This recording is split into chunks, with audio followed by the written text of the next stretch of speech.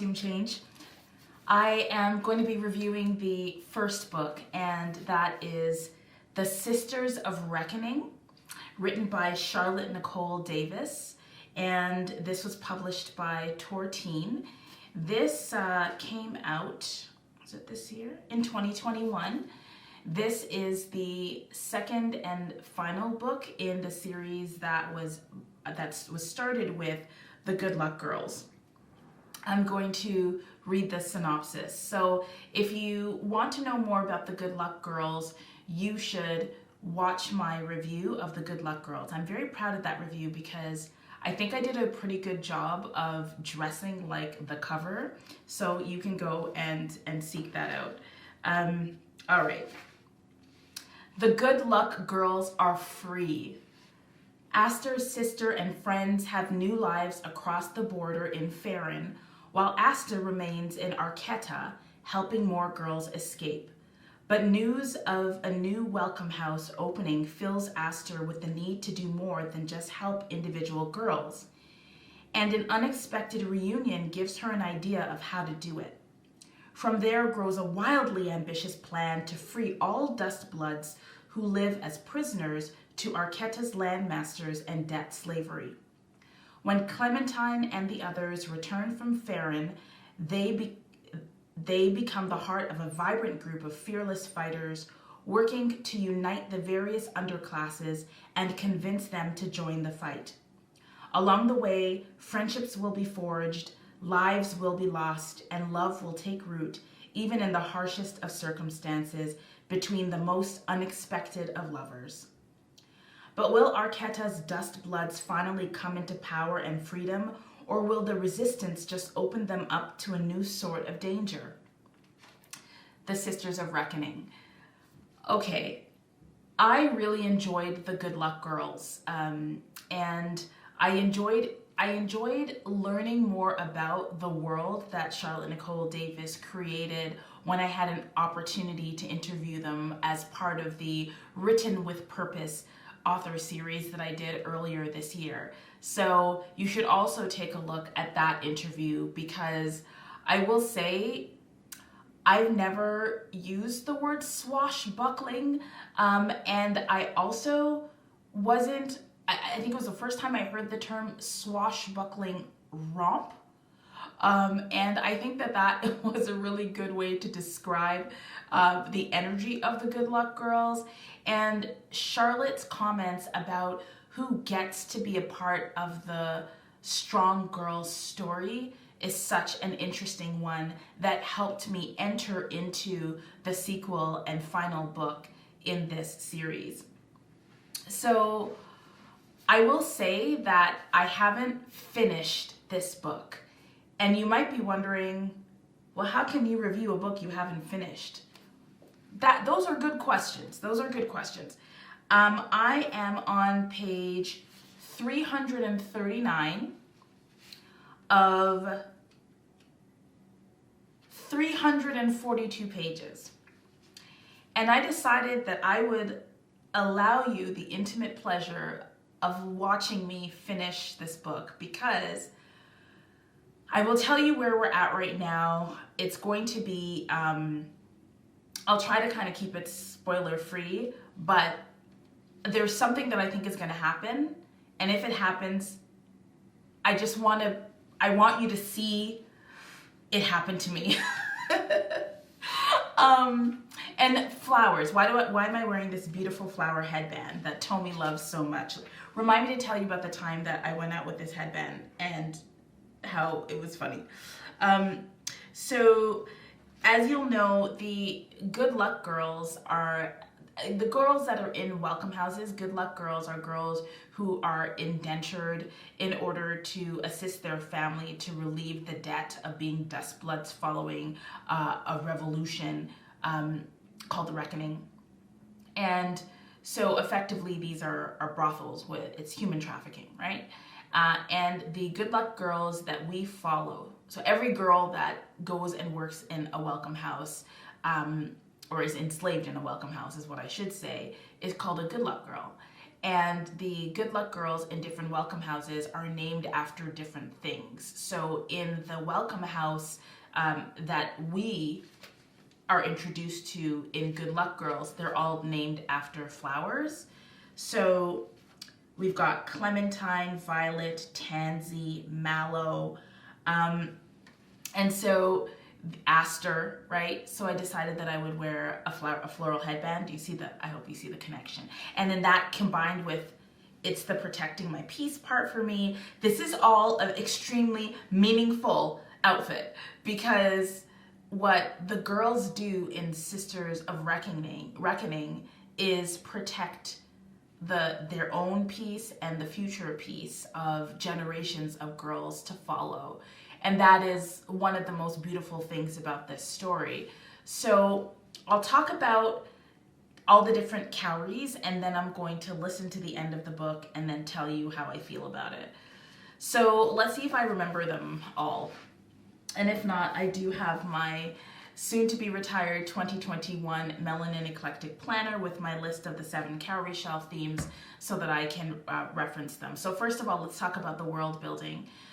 The world building is, for me, it's more of the Sisters of while the Good Luck Girls gave us the Raveners and gave us spirits and, you know, sort of like a mystical energy, I feel like the Sisters of Reckoning was more political, more sociological than it was anything else, right? And I think that that's really important, because we already got that set up in the Good Luck Girls. We understood how the world worked.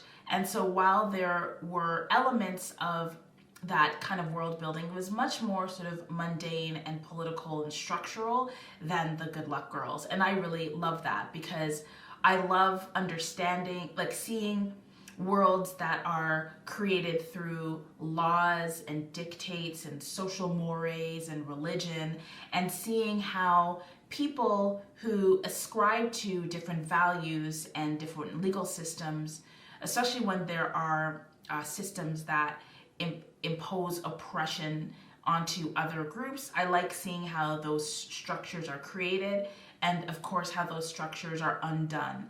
And so we know from the Good Luck Girls that Aster and the Good Luck Girls who broke free have been engaged in a revolutionary exercise of emancipation of themselves and also of others. And so the world building here is deeply speculative, but more mundane than it is sort of fantastical, magical, supernatural than it was when we followed them moving through the dark forest with all the different supernatural elements that they had to contend with. There are certainly supernatural elements here, like ghosts, but it's not exactly in the same way. And there's a magical beast that we get to encounter as well, which was kind of really cool actually. But it doesn't take over the entire story. The world building, I would give 1 full cowrie. Let's talk about characters. The characters here are beautifully rendered. Charlotte, if I may. Charlotte, you captured the intensity and the conflicts in the main characters and really gave us so much to read and so much to work with. We have the original Good Luck Girls who have grown since their self-emancipation, who have been able to develop loves, to develop their skills, to sort of see what their life could be like with outside of bondage. And we get the satisfaction of that good news story from many of them.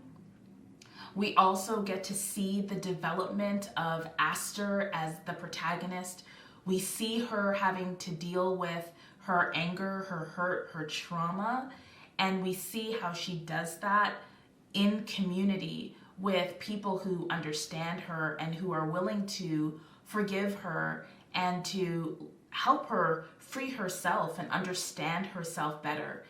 And I know that people have difficulties with stories that are about enslavement and trauma in Black speculative fiction.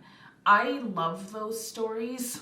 The reason I love those stories, especially when they're done well, is because even though the backdrop might be enslavement or some other kind of really horrible trauma, oftentimes the stories are actually about self-liberation and being able to find a place of beauty and magic and power and solace and healing within circumstances that are extremely difficult.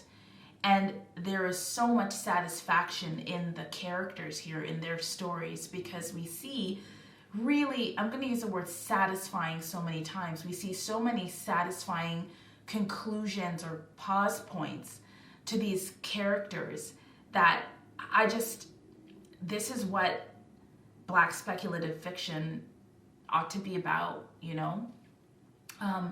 And not only that, the characters have so much dimension in terms of gender identity, in terms of sexual orientation, in terms of ability, mental health,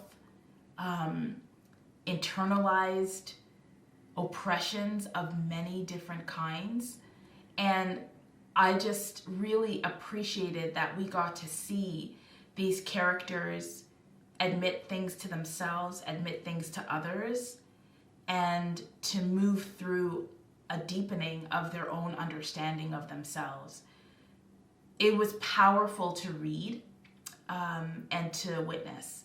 And I really felt as though the characters were rendered and held with such grace. So I really, a full cowrie shell for characters.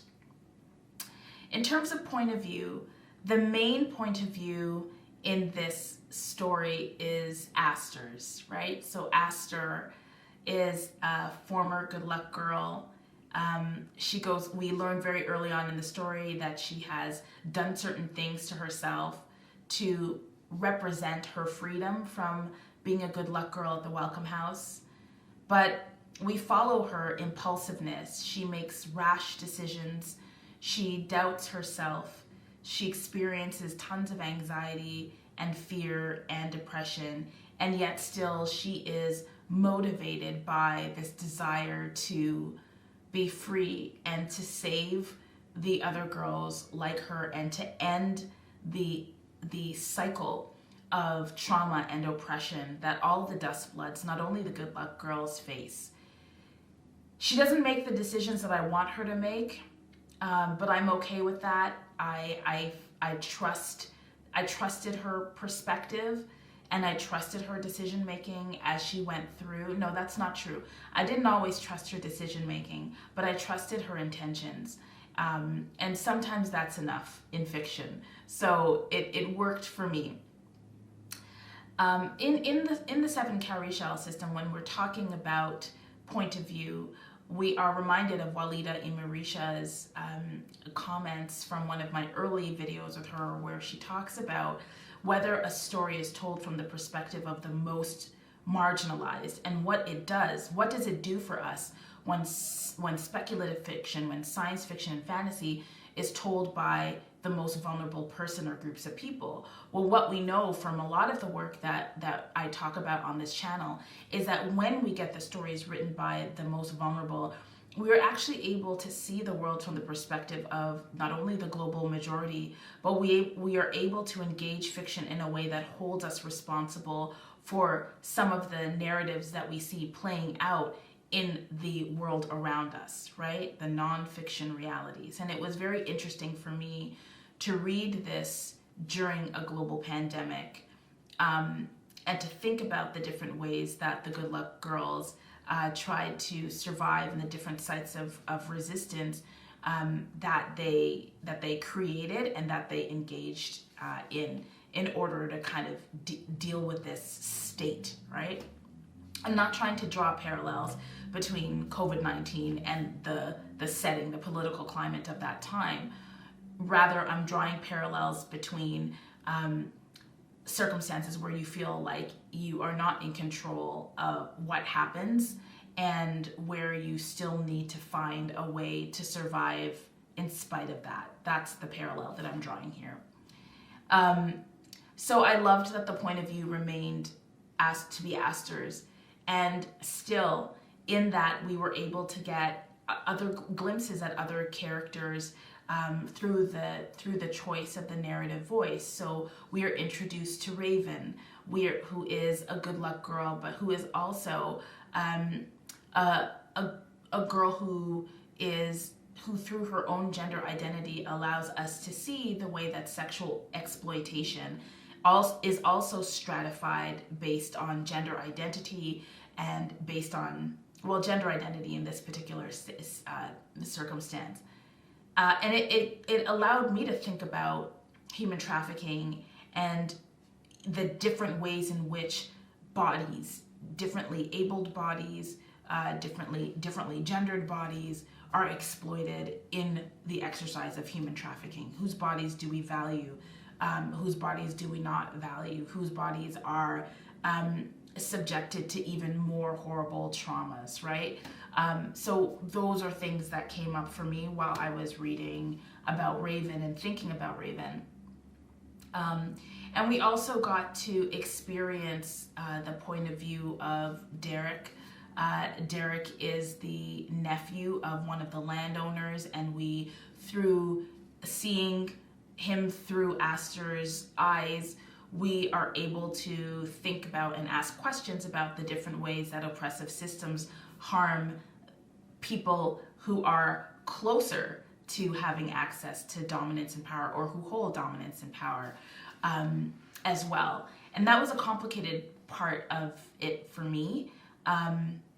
So it's kind of similar to how I felt about reading about Rufus when I read Kindred, because like the Rufus character in Kindred by Octavia Butler, Derek in The Sisters of Reckoning is also a child of the establishment of the ruling class, the ruling race. And he makes some choices that cause us to complicate his role and his place in that society. And it gets us to ask the question about allies and accomplices, and really has us differentiating, frankly, between allies and accomplices in a very powerful way. And still, Aster being the main point of view was an incredible choice, and one that I'm really happy that Charlotte made. So we've talked about world building, we've talked about characters. I want to talk about themes.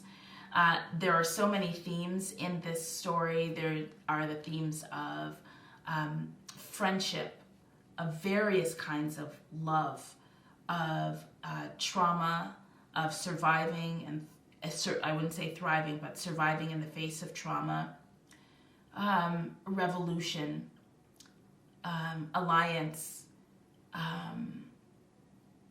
oppression, and also the oppressions within, like the intersectional experiences of oppression. Societal change. There's a really interesting theme around how we fight, how we do the revolutionary work. There were notes of the interplay between respectability politics and what we would call true revolutionary politics, and that was really interesting for me to experience. It kind of reminded me of the conversation that happens between like the Black Lives Matter movement, or rather the movement for Black lives, and the various different ways that Black folks organize that are not similar to BLM and that are critical of BLM. So there were tons of themes here that I think were extremely important and very, very, very, very relevant to this historical moment, but also to me as a Black queer reader, and I think to any reader of speculative fiction. In terms of relevance, so another cowrie shell that I like to discuss is the relevance of the book, of the story, to Black queer people. And I think that this the Good Luck Girls and the Sisters of Reckoning and is this YA? Let me see. It's teen, so yes. So this is a work of young adult fiction. And I want to put this in conversation with other works of young adult fiction I've read recently. And so I would say that this book accomplishes things that, if you look at some of my reviews last year of the YA that I read, it really proves that you can write an excellent piece of fiction that is inclusive of Black speculative fiction that is inclusive of queer folks and trans folks and non-binary folks, and that there is an important story that needs to be told here, right? And I'm thinking about, while the stories are really different, I'm thinking about some of the,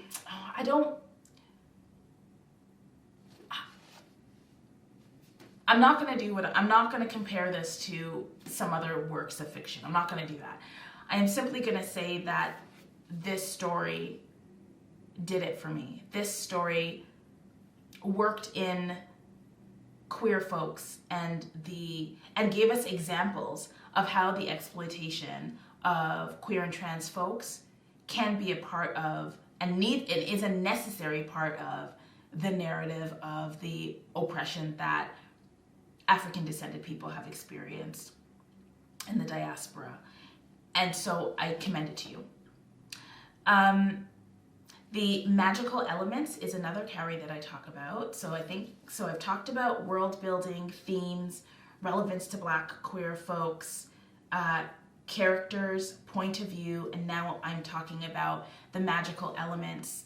As I mentioned when I talked about world building, the magical elements are not as pronounced and not as front of center as they were in the Good Luck Girls, and yet still it's very, very clear that the spirits, the ancestors, the ghosts are very much characters in this story and are part of the landscape, and that we are always we are always surrounded by those who didn't make it through, right? And still need to be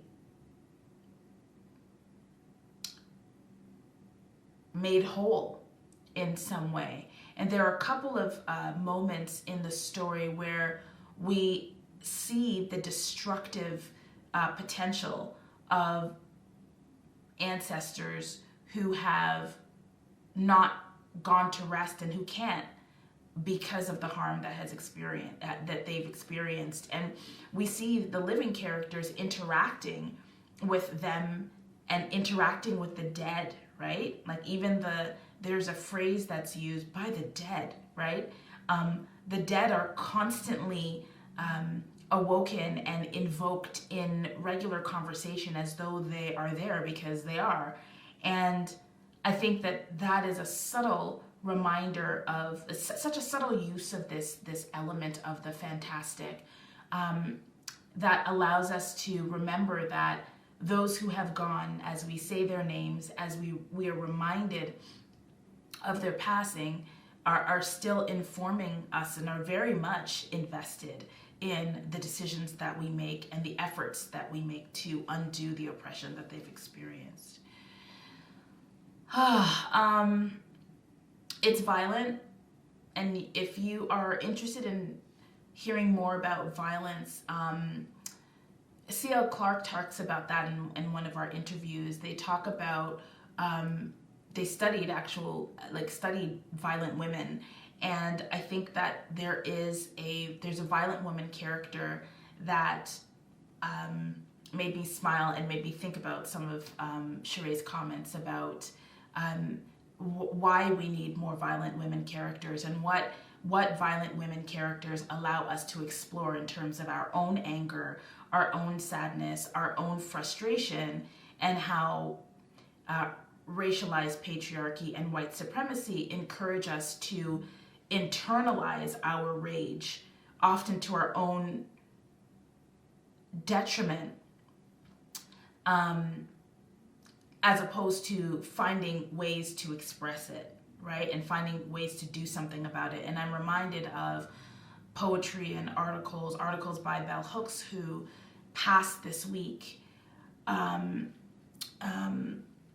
And also Audre Lorde, who has also passed, as we know, and just the writing of many Black women who have reminded us to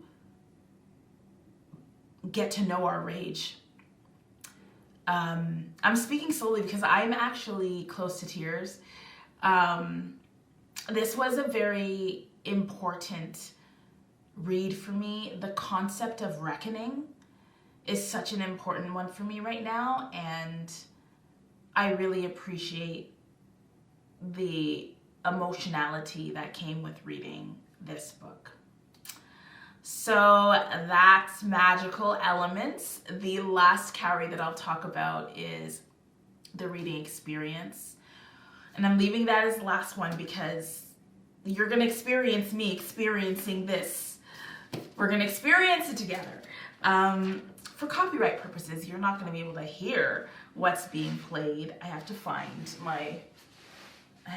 the phone. Oh, I think it's in the bathroom. But I'm just going to listen to the next 4 pages, and then I'll talk to you about the reading experience. I will just say that it was amazing, and I expect it to be very amazing, but if the ending is what I think it is, okay, one moment, please hold. Okay, I've got my tools. Let's listen. You won't be able to hear anything. I'll probably just, I don't know. Okay.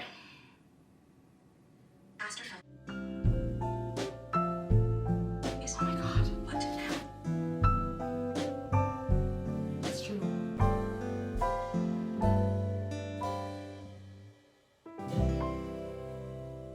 Oh my God. You have to stop me.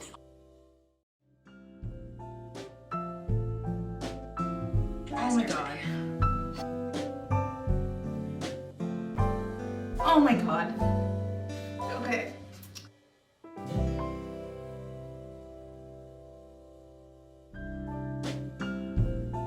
After moment in the slumbering country, the honesty away, where they could ride into.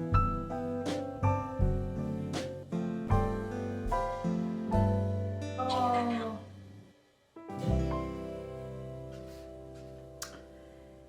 Okay. So it ended the way I hoped it would, and I'm complete. I'm complete. I'm very moved, and I will say that my reading experience was really wonderful.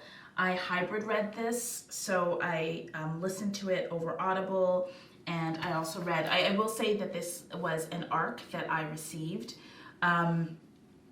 and I'm very grateful that I received a copy of this, but I will be purchasing. I'm looking for different covers. I really liked the cover that was actually like a photograph of Aster with like what looked like a leather jacket and her afro, and I would prefer one of the more realistic pictures, one of the more realistic covers, so I have to figure out how I can get that. But it was really lovely. This review is much longer than I expected it to be, so I am going to stop here. I'm going to ask you to let me know what you thought of this 7 Cowrie Shell review of The Sisters of Reckoning by Charlotte Nicole Davis. I expect that this is going to be one of the top 10 books that I've read in 2021. Yeah, so in the comments below, if you've reached the end of this video, Tomi is not here, so I will bear the responsibility of telling you which emoticon or emoji to put in the bottom, and that will be flowers, 5 flowers, please, of different colors to represent the Good Luck Girls and the Sisters of Reckoning. So remember always to read with purpose. Thank you very much for watching this video, and I will see you in my next video, in which I will be reviewing Root Magic by Eden Royce. See you in a minute.